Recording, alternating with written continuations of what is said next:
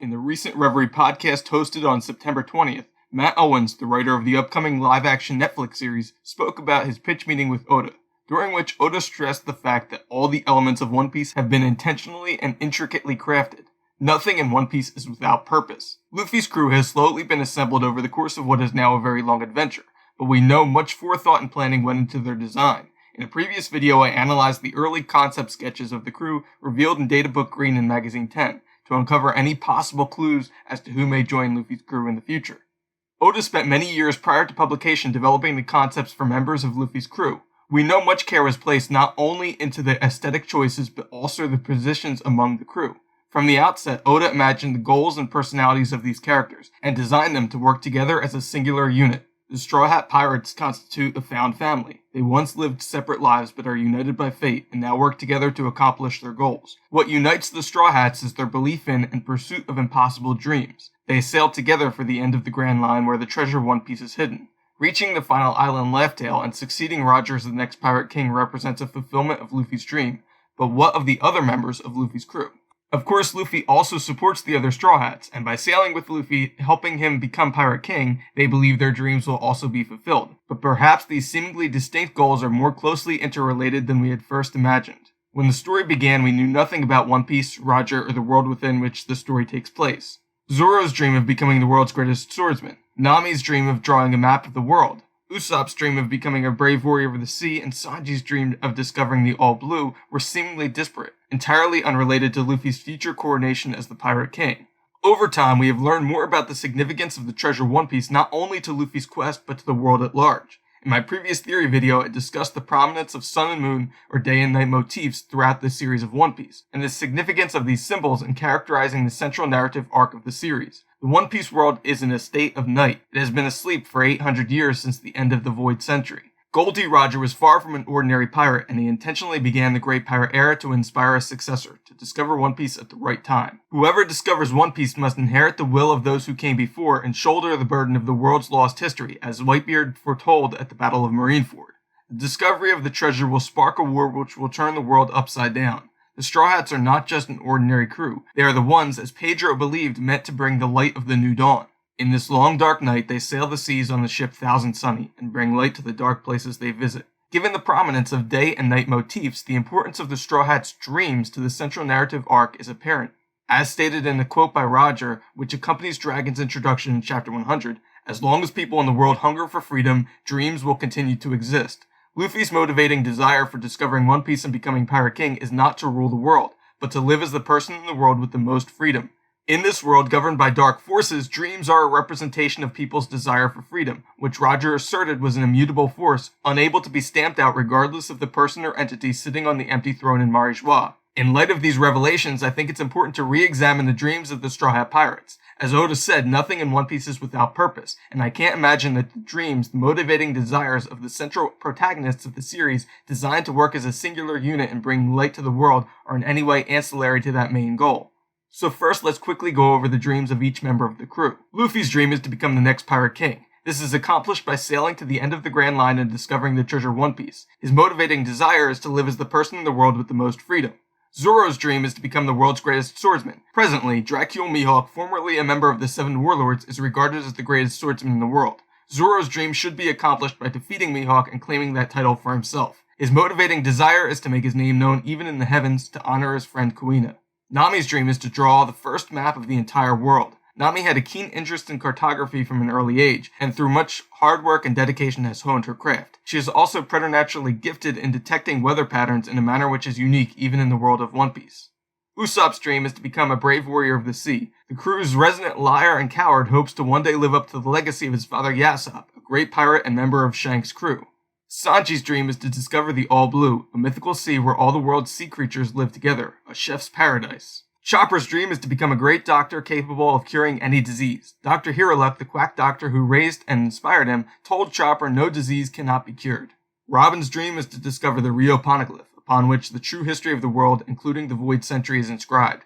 This is accomplished by reaching Laugh Tale, the final island, where Goldie Roger delivered the message or the document to its end. Frankie's dream is to build a ship capable of surviving a voyage to the end of the sea. His dream is accomplished by reaching the final island Laugh Tale, delivering the Straw Hats to their intended destination. Brook's dream is to reunite with Laboon after successfully circumnavigating the globe and reaching 𝚤𝚘𝚏, the final island of the Grand Line, as promised 50 years earlier. Jinbei's dream is to harmonize the relationships between fishmen and humans. This dream is accomplished by 𝚤𝚏 fulfilling the long-held prophecy of the fishmen, facilitating migration of Ryuga Kingdom to the surface and walking the path toward the sun.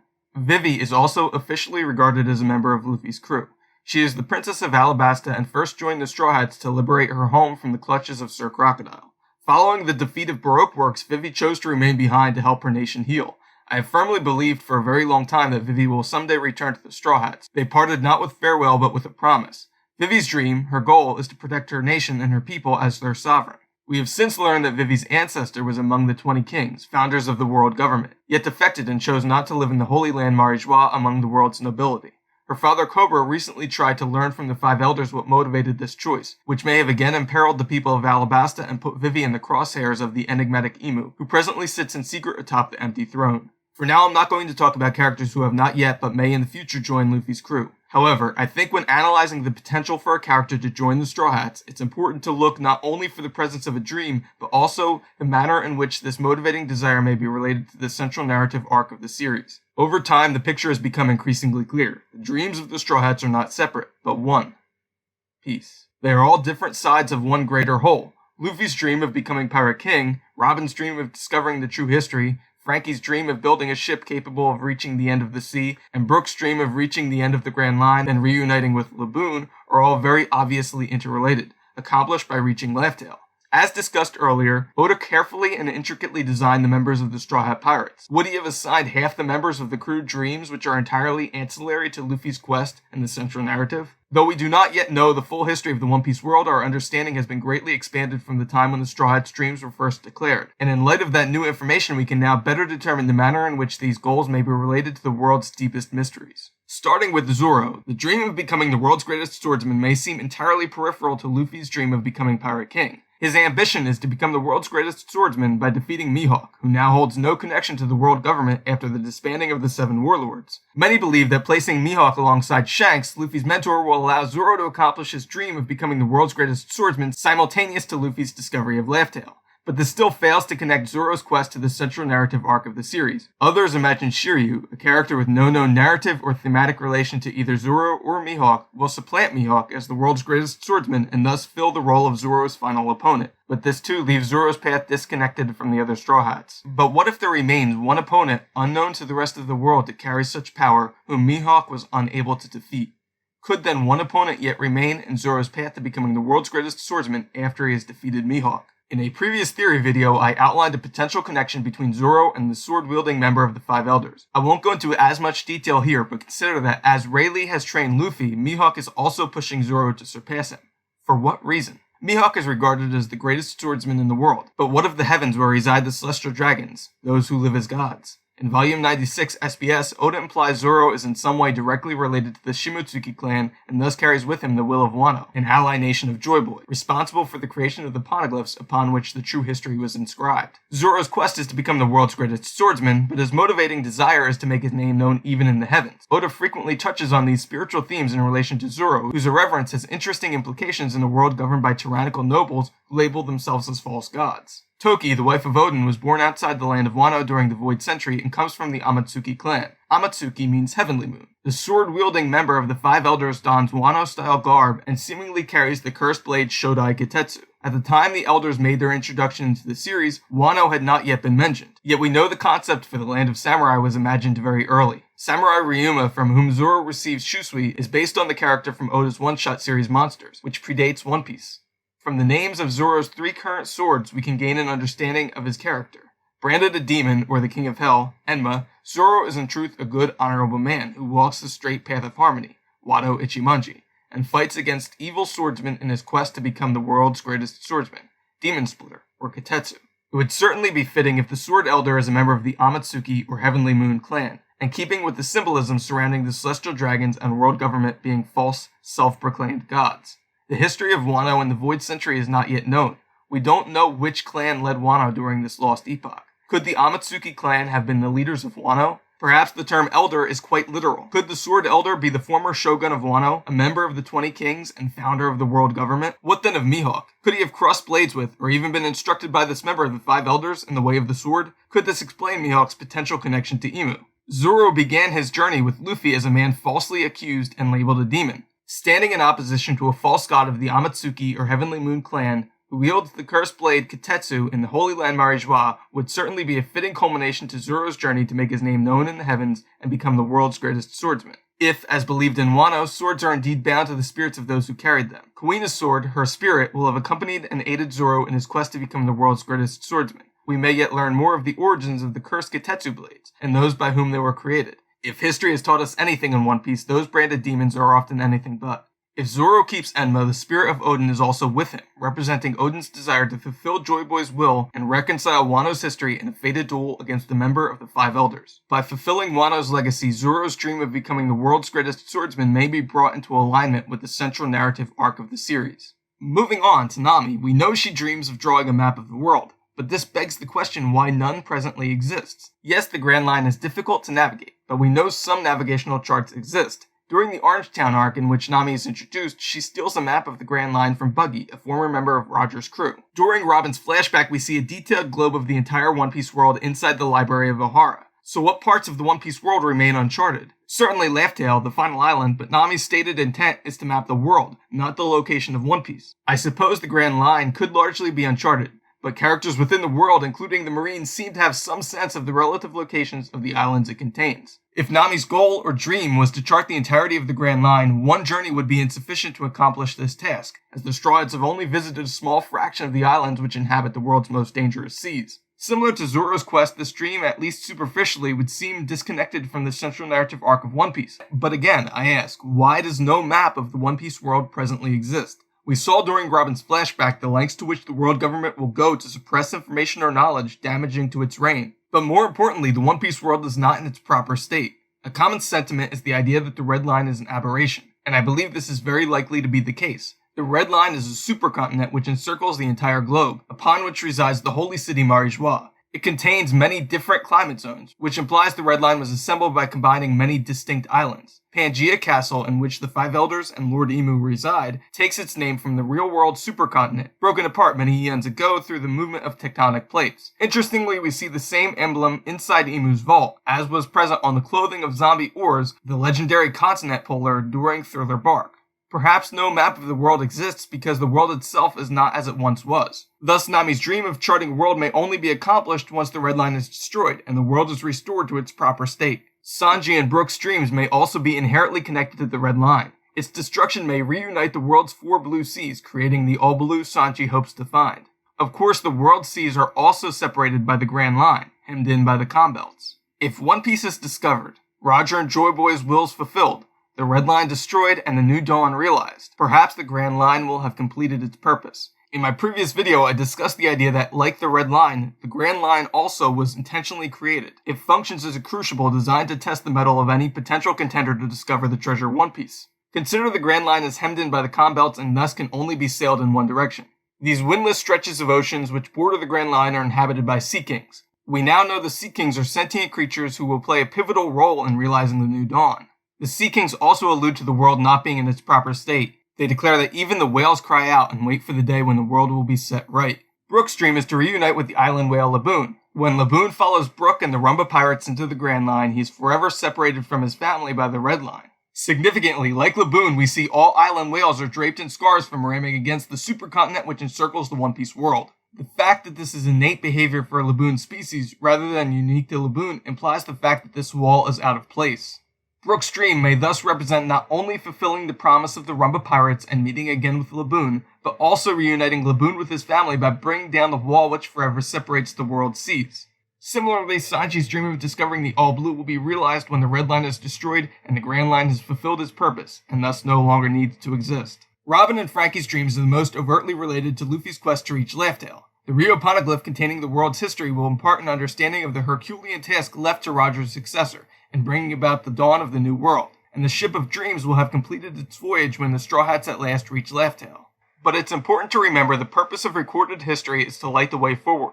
The message left behind by those who inscribed the poneglyphs, deciphered by Robin, will only have served its purpose when the world remembers its lost epoch and the dark powers which sought to erase its memories are unseated. Franky's dream may be achieved when the Straw Hats reach Laugh Tale, but his role in the greater narrative, like Luffy's, will remain incomplete. The Pirate King must carry a heavy burden before at last living as the person in the world with the most freedom. Franky's mentor Tom was entrusted with the blueprints to Pluton, one of the weapons possessed by the ancient kingdom destroyed by the 20 Kings and the rise to power. Tom and his brother Den are both carpenters from Fishman Island, where resides Noah, a massive ship one day meant to carry the citizens of Fishman Island, Ryugu Kingdom, to the surface. The day the fishmen walk the path toward the sun is the same prophecy held by the Minks and the Kozuki of the coming new dawn, a variation of the same myth. Like the samurai and Minks, the fishmen were entrusted with the road poneglyph, one of the keys to discovering One Piece. Franky burned the plans to Pluton, but he also memorized them. We know the original Pluton resides somewhere in Vivi's kingdom, Alabasta. Vivi's ancestor was a member of the 20 Kings but defected, refused to live in Marijois, and was also entrusted with the protection of a poneglyph pointing the way to Pluton. Franky, through Tom, may be connected to a line of shipbuilders dating back to the Void Century when Noah and Pluton were first constructed, and thus may play a pivotal role in the apocalyptic events which will someday transpire, reshaping the One Piece world when at last these ancient vessels fulfill their intended purpose. Which brings us to Jinbei, whose dream is to help the fishmen and humans live in harmony, a noble goal we know to be inherently connected to the central narrative arc of the series.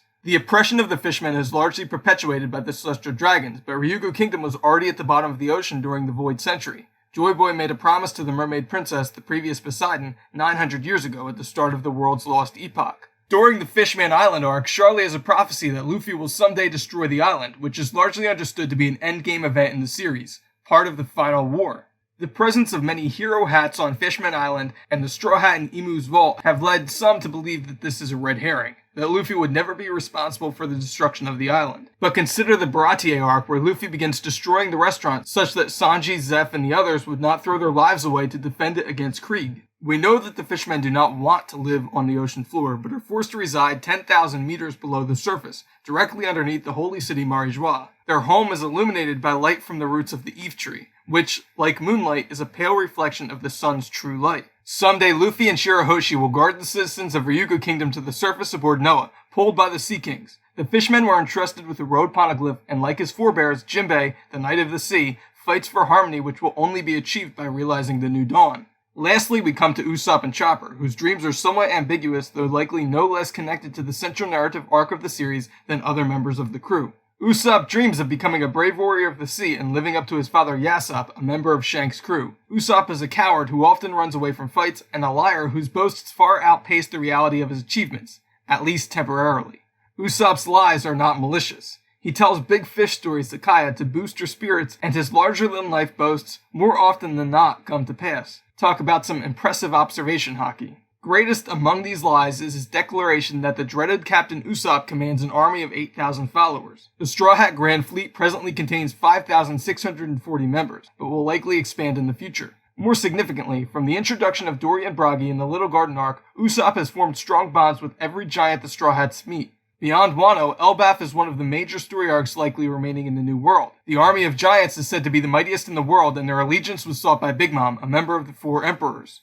Usopp's quest to become a brave warrior of the sea may lead him to someday command this great army. As detailed in my previous video, the presence of sun and moon, day and night motifs in giant culture likely implies a deep connection between Elbaf and the central narrative arc. Elbaf may also be related to the ancient weapon Uranus, the power of which may derive from the moon. Oda was inspired from an early age by a cartoon called Vicky the Viking. It would thus stand to reason that the Norse-themed giants will play a pivotal role in the final conflict in the world of One Piece. Chopper's dream is to become a doctor capable of curing any illness, which in itself is a noble ambition, but it carries some interesting implications given what we now know about the former Pirate King. Gol D. Raj was a dying man afflicted with a fatal illness, and thus his time was cut short. He arrived at Laugh Tale too early to face the world and thus left the task to his successor. Could Chopper's ultimate test come when he must cure the same illness which once took the life of the former Pirate King? Consider, here Luck, the quack doctor who inspired Chopper, celebrated the skull and crossbones as a symbol of hope. He too was afflicted with a fatal illness, but believed powerful emotion evoked by witnessing a mountain of cherry blossoms miraculously saved his life.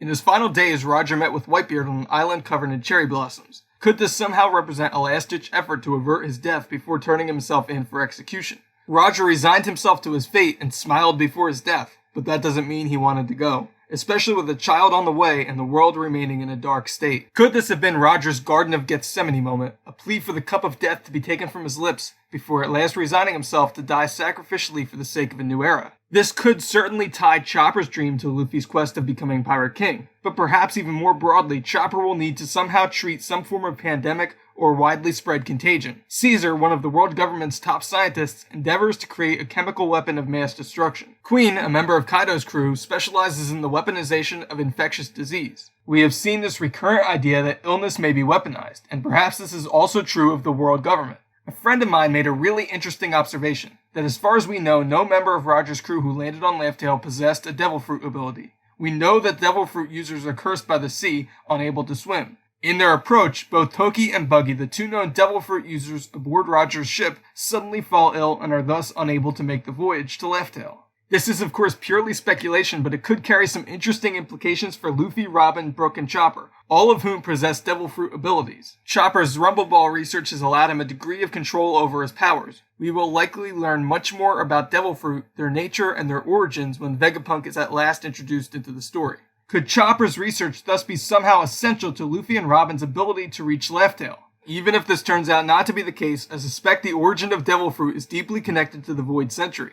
Chopper's research may be recontextualized by Vegapunk's introduction. Once we better understand what Devil Fruit are and where they come from, we will perhaps gain a better understanding of how Chopper's dream is related to the central narrative. As I said earlier, I believe Vivi is likely to return to the crew and sail together with them to Laugh Tale. The answers Cooper sought from the Five Elders are likely to be revealed by the true history. Alabasta, like Fishman Island, protects a poneglyph. If Vivi has been branded a criminal, her presence on Alabasta would only endanger her people. Their liberation can now only be achieved by bringing the light of the new dawn. I said at the start of this video I wouldn't delve too deeply into characters not yet confirmed to join Luffy's crew, but I want to at least mention Carrot. The Minks hold a prophecy of the coming new dawn and were entrusted with the protection of a road poneglyph. In my previous video, I also touched on the idea that there may once have been 8 moons freely traveling the skies in the world of One Piece, as hinted by the Kozuki crest, the Alabasta flag, and an emblem on a Shandoran statue. Sulong is said to be the Mink's true form, and is only revealed by the light of the full moon. As stated earlier in the video, the presence of the red line and the absence of a world map imply the One Piece world is likely not in its proper state. We know the Fishman dream of a day when they can walk the path toward the sun and live on the surface. Kozuki endeavored to open Wano's borders for Joy Boy's return, but what does the new dawn mean for the Minks? Zunisha, the elephant upon whose back their nation resides, was cursed 1,000 years ago to walk the world seas for an unknown transgression. The day Zunisha arrives at its destination likely in part represents fulfillment of this prophecy. But what would it mean for the Mink tribe? If, as these ancient symbols and the globe in the Library of Ohara indicate, there were once 8 moons, if the Mink's true form Sulong is now restricted to only the night of the full moon, could perhaps the liberation of these bound or lost celestial objects restore the Minks to their proper place in the world? Pedro sought to join Roger's crew, but because he was too young, was put on the waiting list. Roger told Pedro that every person gets their time to shine, and Pedro passed on the Pirate King's words to Carrot. Before his death, Pedro imparted Carrot with his belief that the Straw Hats are meant to fulfill this long-held Mink prophecy. Should she join the crew, Carrot's dream to help bring about the new dawn would thus inherently be deeply connected to the central narrative arc of the series, and thus can only be achieved by accompanying Luffy in his quest to become the Pirate King. Though many mysteries yet remain, what has become clear is the fact that all of the Straw Hats' dreams, their motivating desires, unify them not only in spirit, but in their importance to the greater narrative arc of the series. Their dreams are not separate, but one. One Piece was left behind by Joy Boy 800 years ago. The sun set on Joy Boy's era, and his allies now protect the path to the final island, and the true history of the world. Big Saki describes a group of pirates or friends forever parted as the sun fades from view. The moon rises in the night to light the way for adventurers guided to the end of the sea in pursuit of impossible dreams. The funny traveling tale described by Big Saki likely refers to Joy Boy, the group of friends from whom descended those who carry the name D. The discovery of the treasure will spark a great war, revolutionizing the One Piece world. When Luffy becomes Pirate King, he will inherit the will of Roger and Joy Boy, to shoulder the burden of history and right the ancient wrong of the Void Century. Zoro's quest to become the world's greatest swordsman may mean inheriting Wano's legacy, culminating in a battle against a member of the Five Elders, former shogun of the Amatsuki or Heavenly Moon clan, who wields the cursed blade Katetsu in the Holy Land Marijois. Nami's dream to map the entire world may only be realized when the Red Line is destroyed, restoring the world to its proper order. Usopp's quest to become a brave warrior of the sea may culminate with his greatest lie becoming true when he commands an army of 8,000 giants in the final war to overturn the world. Sanji's dream of discovering all blue may be accomplished when the destruction of the Red Line and Calm Belts reunites the world's seas. Chopper's dream of becoming a great doctor may require developing a cure for the disease which once afflicted the former pirate king Goldie Roger and prevented him from rising up to challenge the world at the appointed time. Alternatively, Chopper's study of devil fruit may allow him to treat some disease or weaponized contagion which impacts the One Piece world at large. Robin's dream to discover the Rio Poneglyph, uncovering the true history of the world's lost epoch, will impart an understanding of the hero task which must be undertaken by the Pirate King,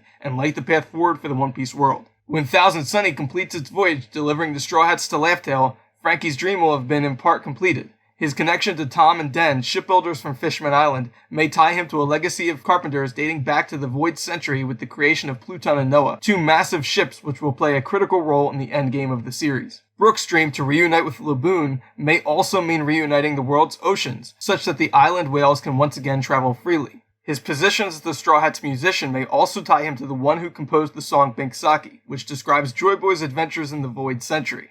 Jinbei, the Knight of the Sea, will also help the people of Ryugu Kingdom walk the path toward the sun when at last the long-held prophecies of the Fishmen, the Sea Kings, and Charlie are fulfilled. Noah, pulled by the Sea Kings, guided by Luffy and Shirahoshi, Poseidon, will carry Ryugu Kingdom to live on the surface under the sun's true light.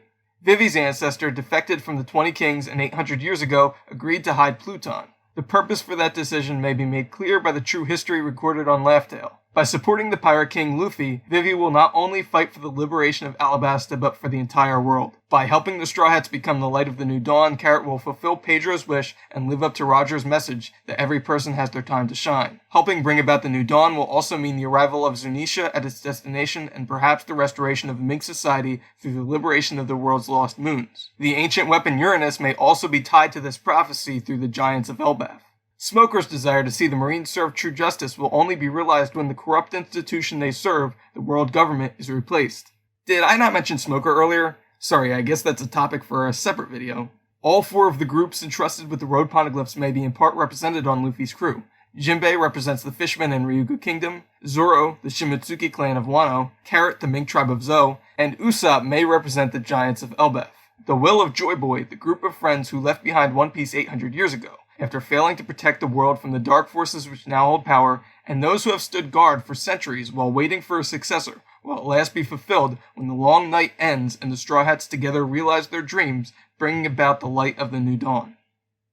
Thank you for watching this video. If you liked it, please leave a like. If you want to be notified when future videos go live, please consider subscribing and hit the bell icon. Most important, let me know what you think about the Straw Hats' dreams. How are they connected? And what does it mean for the story of One Piece? Let me know in the comments section down below.